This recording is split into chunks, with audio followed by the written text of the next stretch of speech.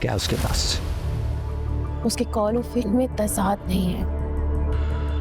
उसकी आंखों में, उसकी बातों में, उसके दिल में सिर्फ मेरे लिए चाहत ही चाहत है। सबसे बढ़कर वो इज्जत करता है मेरी। जोया, अच्छा सुनो, मैं बदलूंगा ना खुद को।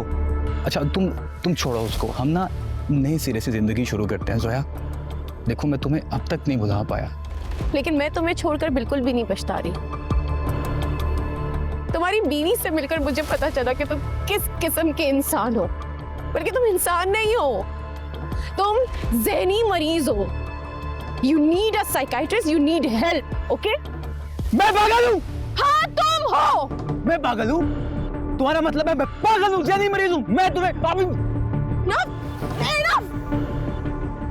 तुम जानती नहीं हो।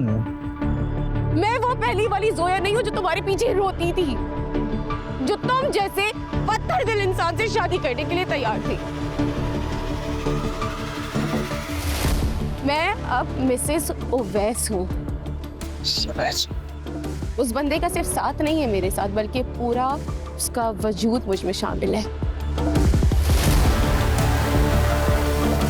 आइंदा मेरे रास्ते में आने की कोशिश की ना तुमने, और रास्ता क्या, तुमने अगर मेरे बारे में सोचा भी तो तुम्हारा वो हाल होगा कि तुम सारी जिंदगी याद रखोगे। You got it?